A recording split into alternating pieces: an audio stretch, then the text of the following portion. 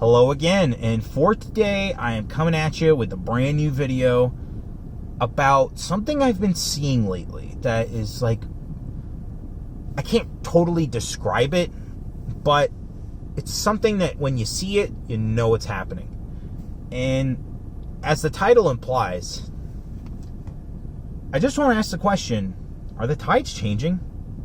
Do you feel that it's different from before when Donald Trump got elected? Do you feel like this country is noticing how ridiculous it is to live under a fraudulent president, you know, who clearly has dementia, who has his Haitian nurse who is clearly incompetent, and if he dies or she takes over, it's gonna really wake people up? Like, I really feel like there is this weird awakening going on. And yeah, I live near a major metropolitan city. I have not been shy about that, and I'm not going to mention it for obvious reasons of not self-doxing. But I just notice in this city, things are really changing. Like, people are noticing that the things that they do in order to quote-unquote ensure their security are not really working. And instead of listening to these like dumb progressive activists who say what they say in every major city in the country, you know, like, oh, defund the police, diversity is our strength, all this, you know, this fucking dumb rhetoric, people are really noticing that, like, this doesn't work. And if we want to have a city, we have to have rules. If we want to have a city with rules, we might need to enforce those rules ourselves. And beyond that, I also noticed that things are really changing in more of the conservative sphere. There was this really dumb meme that Shoe on Head put on her Twitter, and yeah, fucking Shoe on Head, fucking chewing the peen with her fucking fat boyfriend that she thinks is like a hunk and totally left her for some jailbait. But there's this this funny meme video where these like Twitter accounts were essentially like asking, are the tides shifting? And they said it in the exact same sentence, like just copy pasted. And then like Ian Miles Chong, the fucking ridiculous neocon grifter that he has become, chimed in on it. And then they just started saying one thing all together in unison, like a hive mind, and just attacking him. And Pedro Gonzalez got in on it. And I thought it was a really funny phenomenon. But it also speaks to something. It speaks to something real and tangible. And it's not just like, oh, we're gonna be Huey Long nationalists. It's like, no, it's like, we are not going to accept the old world paradigm of neoliberal versus neoconservative, and the only extreme we have is progressivism, because it clearly doesn't work anymore. And, you know, Donald Trump did show us an alternative that works.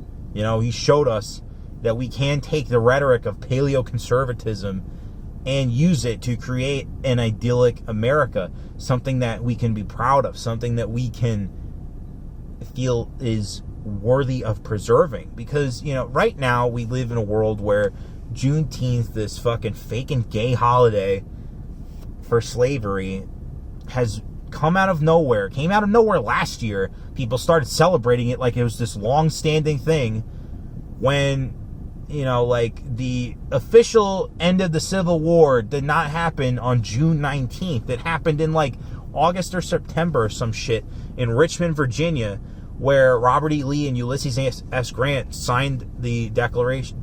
I forget what declaration it was, but yeah, they essentially ended the war right there. And instead now we have to celebrate Juneteenth. And it's not only just Juneteenth, it's Juneteenth, Black National Independence Day. Meaning that July 4th is now white National Independence Day. They have now separated our Independence Days. So now those fucking movies are like totally not canon anymore to a real history, even though they aren't. But just go with a bit here.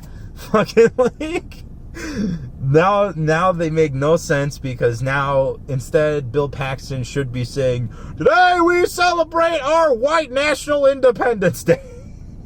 Oh my god, that sounds so bad, bro. Anywho, now we're having these like dual societies like coming apart and having to face each other, you know, where one was like where one was like an accepted, objective reality, and the other is like this concocted in a lab, pseudo-historical fucking work of fiction that we're now just accepting as real because, oh, you don't want to be a racist, do you? Oh, you think slavery was wrong or was correct? I don't even know the fucking narratives anymore. Anywho, this whole concept of Juneteenth, I think, has really shown this off as to be something that is not worthy of continuing. And I think a lot of people are really noticing this, even if they don't want to say it out loud or if they're scared to.